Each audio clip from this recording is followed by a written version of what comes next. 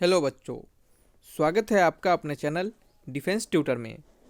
आज की इस वीडियो में आपको बताएंगे इंडियन कोस्ट गार्ड, नाविक, जीडी, डीवी और यांत्रिक के बच्चों के लिए मैथ्स के एक्सपेक्टेड क्वेश्चंस को।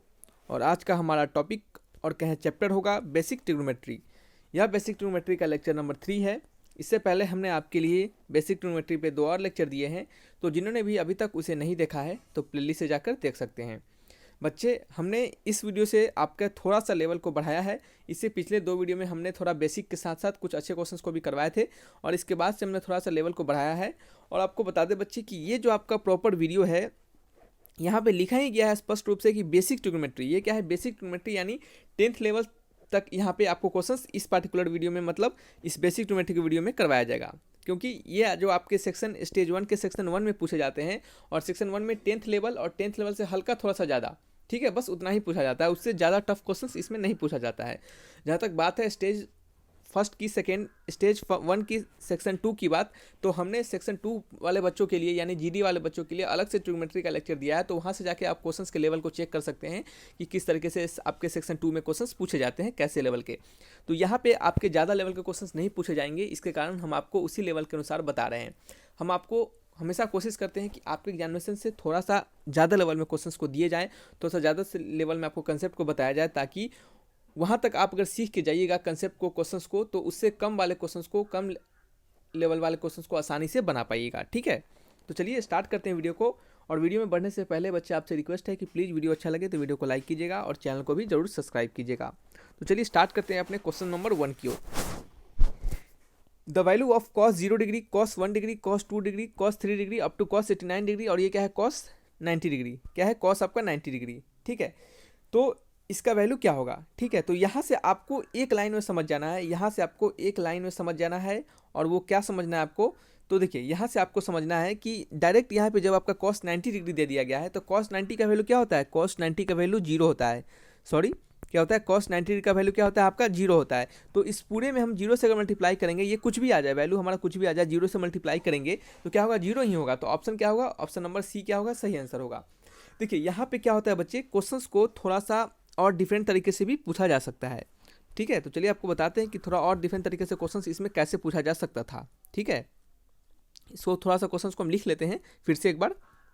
हाँ, तो देखिए बच्चे, आपको क्या है कि जैसे आपका यहीं पे अगर क्वेश्चंस थोड़ा सा और डिफरेंट रहता, इसी तरह यहाँ पे आपके साइन अगर कॉस 90 डिग्री है तो यहाँ पे इस तरह sine 1, sine 2 degree, sine 3 degree, इस तरह जब टू आगे तक जाता तो उसका भी आंसर क्या होता आपका? जैसे देखिए, साइन 1 डिग्री, फिर इंटू क्या है आपका? इंटू में साइन 2 डिग्री, फिर क्या है? इंटू में साइन 3 डिग्री, अप टू कहाँ तक आपका?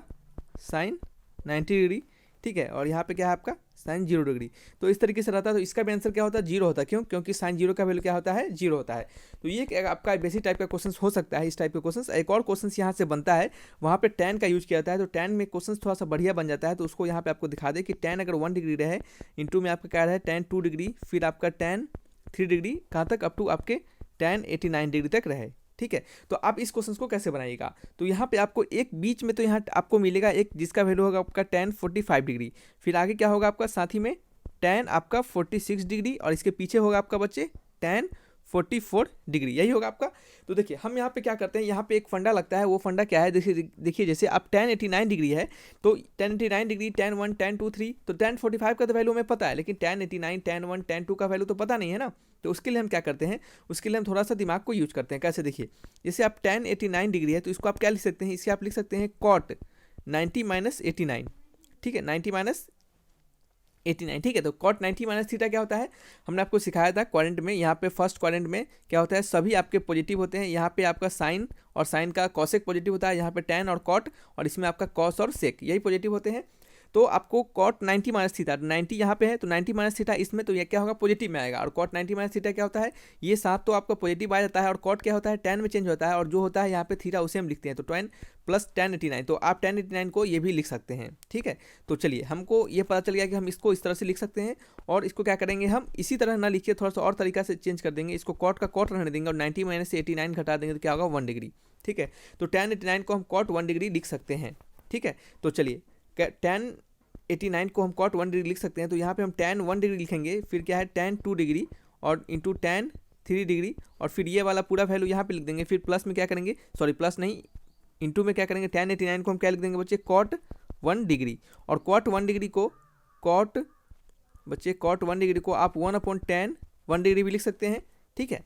तो यहाँ पे हम क्या करेंगे, इसको थोड़ा सा और सुधार के cot 1 डिग्री ना लिख के क्या करेंगे, यहाँ पे हम आपको सीधे सिंपली में 1/tan 1 डिग्री लिख देंगे। तो ये tan 1 डिग्री, ये tan 1 डिग्री कट जाएगा। इसी तरह आप देखेंगे कि सभी आपका क्वांटिटी कटता चला जाएगा। देखिए कैसे, यहाँ से क्या है, हम आपको हमेशा बताते हैं कि जो आपका 1 डिग्री है और यहाँ पे 89 डिग्री मिला के क्या बन रहा है, 90 बन रहा है, ठीक है। तो ये हमारा कट के इस जो हमने तरीका से कहा है उस पर ये कट जाएगा। फिर आपका tan 2 डिग्री, और इससे पहले वाला क्या होगा, 88, तो 88 + 2 क्या होगा, 90 होगा, तो ये भी क्या होगा आपका, इससे कट जाएगा।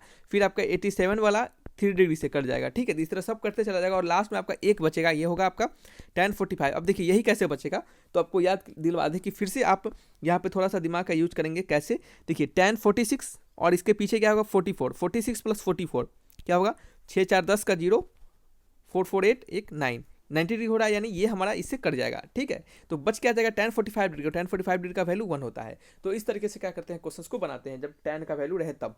तो इस तरीके में क्या होगा, आपको अलग अलग वैल्यू वहाँ पे देते चलेगा। तो क्या करना है, आपको सिंपल काटते जाना है और बनाते चलना है, ठीक है।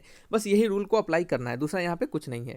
नेक्स्ट है x tan 45 degree sin 30 degree equal to cos 30 degree into tan 30 degree. तो x का वैल्यू क्या होगा, तो देखिए यहाँ पे दे रहा है x into tan 45 degree into sine आपका 30 डिग्री इक्वल टू क्या है, cos 30 डिग्री इंटू क्या है बच्चे, आपका tan 30 डिग्री, ठीक है।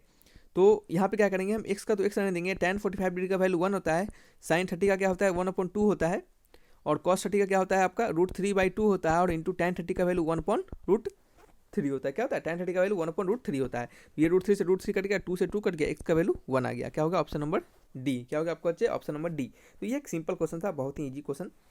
नेक्स्ट है आपका x and y are complementary angle. तो देखिए यहाँ से हम आपको कंप्लीमेंट्री एंगल का कंसेप्ट सिखाने की कोशिश करेंगे। तो आपको सिंपल सा एक लाइन में समझना है कि कंप्लीमेंट्री एंगल किसे कहते हैं। तो देखिए कंप्लीमेंट्री एंगल इसे पूरक कोण के नाम से जानते हैं, हिंदी में हम कंप्लीमेंट्री एंगल को पूरक कोण कहते हैं, ठीक है। रुक जाइए बच्चे, मार्कर थोड़ा सा देख लेते हैं।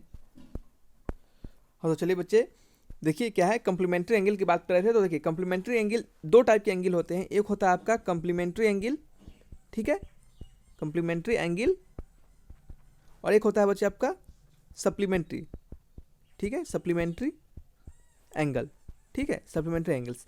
तो कंप्लीमेंट्री एंगल क्या होता है, दो एंगल को हम कंप्लीमेंट्री कब कहेंगे, जब उन एंगल का सम यानी angle A plus angle B का वैल्यू क्या हो आपका 90 डिग्री के बराबर हो, ठीक है। जब angle A plus angle B का वैल्यू 90 डिग्री के बराबर हो तो हम उसे कंप्लीमेंट्री एंगल के नाम से जानेंगे, ठीक है। लेकिन सप्लीमेंट्री एंगल क्या होगा, तो सप्लीमेंट्री एंगल होगा बच्चे जब दो एंगल का सम क्या हो आपका 180 डिग्री के बराबर हो, तो उस कंडीशन में हम दोनों एंगल को क्या कहेंगे, उनके उस एंगल को कहेंगे हम सप्लीमेंट्री एंगल, यानी दोनों क्या होंगे आपके सप्लीमेंट्री एंगल फॉर्म करेंगे। तो sum of two angles is equal to 90 degree, then we call it complementary angle, and sum of the two angle is equal to 180 degree, then we call it supplementary angle, ठीक है। तो यहाँ पे कहा जा रहा है x एंड y आपका कंप्लीमेंट्री है, तो x एंड y अगर कंप्लीमेंट्री होगा तो एंगल x, चलिए सीधे x प्लस वाई को क्या करते हैं हम 90 डिग्री के बराबर कर देते हैं, ठीक है। तो x इक्वल टू क्या होगा बच्चे आपका 90 - y। जब x का वैल्यू आपका होगा 90 - y, तो आपको क्वेश्चन में पूछा जा रहा है कि इन सभी ऑप्शन में से कौन सा ऑप्शन आपका करेक्ट ऑप्शन है। तो हम क्या करेंगे, दोनों तरफ साइन ले लेंगे, ठीक है। तो साइन x इक्वल टू क्या होगा आपका साइन 90 - y। तो देखिए साइन 90 - थीटा क्या होता है, यहाँ पे 90 होगा तो साइन 90 - थीटा क्या होता है आपका, पहले तो साइन लिखेंगे और इसमें क्या होगा सभी आपके ट्रिग्नोमेट्रिक एंगल पॉजिटिव होते हैं, तो इसमें प्लस के साथ लिखेंगे, और साइन 90 के और 90 पे और यहाँ पे आपका कितना 270 डिग्री पे चेंज होता रहता है। जितने आपके π/2 के इंटरवल में जो भी होंगे आपके 1 π/2, 2 π/2, 3 π/2, जितने इंटरवल में π/2 के मल्टीपल में होंगे उनका क्या होगा एंगल हमेशा चेंज होगा। ये आपको पहले वीडियो में ही आपको अच्छे से एक क्वेश्चंस के थ्रू आपको सभी कंसेप्ट को सिखाए थे। तो पहला तो प्लस लिखेंगे और दूसरा क्या होगा 90 के बाद चेंज होकर क्या हो जाएगा आपका ये कॉस का साइन हो जाएगा, और ये क्या हो जाएगा थीटा लिखा जाएगा, यानी आपका साइन एक्स किसके इक्वल है आपका कॉस वाई के। कोई ऐसा कोई ऑप्शन दिख रहा है, sine x equal to cos y नहीं दिख रहा है, ठीक है, कोई बात नहीं, ये भी हमारा एक ऑप्शन सही होगा। अगर ऑप्शन में दिया रहता तो ये भी हमारा क्या होता सही होता, तो कोई बात नहीं, ये आपका नहीं दिया गया है। तो यहाँ पे क्या करेंगे हम इसको रहने देंगे और क्या करेंगे फिर से अपना रूल को अप्लाई करेंगे। तो एंगल x क्या लिखेंगे बच्चे, x plus y equal to 90 degree, तो क्या होगा हमारा x इक्वल टू 90 - y। अब दोनों तरफ क्या करेंगे बच्चे सेक ले लेंगे, तो सेक x इक्वल टू क्या होगा आपका सेक 90 - y, ठीक है। तो सेक x इक्वल टू सेक, और सेक का क्या होगा 90 - y, यानी यहाँ पे तो सेक पहले तो प्लस लिखेंगे क्योंकि साइन चेंज नहीं होगा, और सेक का क्या होता है चेंज बच्चे कॉसेक में, सेक का कॉसेक में होता है, COSEC कॉसेक में चेंज हो जाता है, और 90 माइनस वाई ये बचा हुआ थीटा लिखा जाता है, यानी वाई हो गया। तो sec x equal to cos y, sec x equal to cos y, sec x equal to cos y, यानी ऑप्शन नंबर डी क्या होगा, option number D is the right answer. तो देख रहे हैं सिंपल क्वेश्चन था, बस आपको फंडा लगाना था यहाँ पे आपका कंप्लीमेंट्री एंगल का। यहाँ पे सप्लीमेंट्री एंगल देके भी कुछ क्वेश्चंस को पूछा जा सकता है। नेक्स्ट है, if A B C are interior of triangle A B C, if A B and C are interior angle of triangle A B C, A B C क्या है आपके इंटीरियर एंगल है किसी ट्रायंगल ए बी सी के। तो कहा जा रहा है cos B plus C by two is equal to, तो मान लेते हैं ये आपका ट्रायंगल होगा ए बी सी। तो तीनों एंगल का सम हमें पता होता है कि ए प्लस बी प्लस सी का वैल्यू क्या होता है आपका 180 डिग्री के बराबर होता है। ठीक है, तो बी प्लस सी किसके बराबर होगा, 180 डिग्री माइनस ए लिख सकते हैं इसे। तो क्या करेंगे, दोनों तरफ आप 2 से डिवाइड कर देंगे, तो ये क्या होगा आपका B plus C upon 2 equal to क्या होगा 90 minus A by two, 90 minus A by two. ठीक है, ये हो गया आपका बी प्लस सी का वैल्यू हो गया 90 माइनस ए बाई टू। अब बस क्वेश्चंस के अनुसार देखेंगे क्या क्वेश्चंस बना रहे हैं, कैसे इसको अप्लाई कर रहे हैं। तो बस अब हमें देखना है कि पूछा क्या जा रहा है, हमें पूछा जा रहा है कि इस ऑप्शंस में से ये जो cos B plus C by two किसके बराबर होगा। तो दोनों तरफ कॉस ले लेंगे, तो cos B plus C by two equal to क्या होगा कॉस आपका 90 माइनस ए बाई टू। देखिए ये प्रॉपर मेथड होता है, इसमें रटने का कोई जरूरत नहीं है। जो मेथड आपको प्रॉपर सिखा रहा है उस मेथड को सीखते चलिए।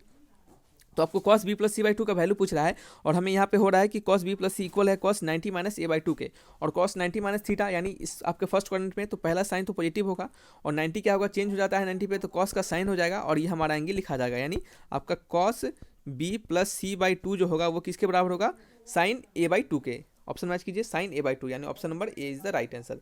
तो कि देख रहे हैं कितना सिंपल वे में इसको बन रहा है, आपको बस प्रॉपर मेथड को अप्लाई करना है, सभी क्वेश्चंस बनेंगे। ये एक पार्टिकुलर मेथड जो हमने अभी आपको सिखाया है, इस मेथड से इतने सारे क्वेश्चंस बनाए जा सकते हैं। आपको बस कंसेप्ट को सीख लीजिए, इस कंसेप्ट से अब जितने क्वेश्चंस बनेंगे सब आप आसानी से बना पाइएगा। ठीक है, चलिए नेक्स्ट क्वेश्चन है आपका, if sine theta plus sine square theta equal to 1, cos square theta plus cos पे पावर 4 थीटा, ये कॉस पे पावर 4 है, थोड़ा सा गलत लिखा गया, देखिए यहाँ पे लिखा हुआ है सही से, कॉस पे power 4 theta is equal to what. तो देखिए ये क्वेश्चंस बहुत डिफरेंट वैरायटी से क्वेश्चंस को बनाया जा सकते हैं। जैसे यहाँ स्क्वायर है 4 है, तो कुछ यहाँ पे और चेंज कर देगा, पावर 4 8 अलग अलग पावर डाल के यहाँ पे क्वेश्चंस को पूछा जा सकता है। ठीक है, तो यहाँ पे साइन की जगह पे नहीं, यहाँ पे कॉस दे दे, यहाँ पे साइन दे दे, तो क्वेश्चंस को प्रॉपर वे को सीखिए, फिर क्या कीजिए इसको अप्लाई कीजिए जब आपके एग्जामिनेशन में क्वेश्चंस पूछे जाएंगे। ठीक है, तो देखिए साइन थीटा प्लस आपका sine square theta equal to 1 होता है, तो साइन थीटा को हम लिख सकते हैं 1 माइनस साइन स्क्वायर थीटा, इस साइन स्क्वायर थीटा को इधर ला दिए। ठीक है, तो क्या हो गया बच्चे, क्या हो गया साइन थीटा इक्वल टू क्या होगा sine 1 minus sine square theta को क्या लिख सकते हैं आप कॉस स्क्वायर थीटा। ठीक है, एक सेकेंड, तो साइन थीटा का वैल्यू किसके बराबर हो गया कॉस स्क्वायर थीटा के। कैसे, आपने एक आइडेंटिटी पढ़ा होगा, हमने अब पढ़ाया भी आपको कि sine square theta plus cos square theta equal to 1 होता है, तो cos square theta equal to क्या होगा 1 माइनस साइन स्क्वायर थीटा। ठीक है, तो वही हमने यहाँ पे लिखा। तो यहाँ से हमें क्या पता चला, यहाँ से हमें पता चला कि हमारा जो साइन थीटा का वैल्यू है वो किसके बराबर है, वो कॉस स्क्वायर थीटा के बराबर है। तो यहाँ पे हम लिख देते हैं sine theta equal to cos square theta. ठीक है, अब क्या करेंगे, हमारा वैल्यू क्या है, हमें दिया क्या है cos square theta plus cos power 4 theta का वैल्यू हमें फाइंड करना है। तो कॉस स्क्वायर थीटा को हम साइन थीटा यहाँ से लिख सकते हैं, तो चलिए साइन थीटा लिख दिए।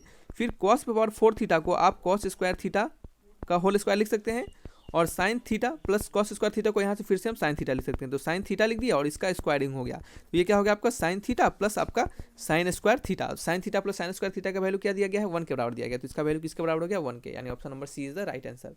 तो देख रहे हैं कितना सिंपल वे में हमने आपको सिखाया है इस क्वेश्चन को। तो इस पर्टिकुलर क्वेश्चन को पूछने का बहुत तरीका बन सकता है। यहाँ पे साइन न देखे कॉस दे दे, और यहाँ पे आपका क्या करे कॉस की जगह पे साइन पूछ देगा, यहाँ पे जितने कॉस है यहाँ पे आपका साइन लिख देगा, इस साइन की जगह पे कॉस लिख देगा। ठीक है, हो सकता है अगले क्वेश्चन में आपको पावर चेंज कर दे, तो कुछ भी इसी तरह करके पूछेगा। बस दिए हुए वैल्यू से आपको उसको उस वैल्यू को शॉर्ट करना है, छोटा करना है, उसको आपको जिस वैल्यू में इसका वैल्यू पूछा जा रहा है उसमें आपको इसको यूज करना है। ठीक है, तो चलिए बच्चे वीडियो को रखते हैं यहीं पे। अपना स्कोर कमेंट बॉक्स में लिखकर हमें जरूर बताइएगा। तो वीडियो अच्छा लगे तो लाइक जरूर कीजिएगा, चैनल को भी सब्सक्राइब कीजिएगा। तो thanks for watching my video, तब तक के लिए बाय बाय।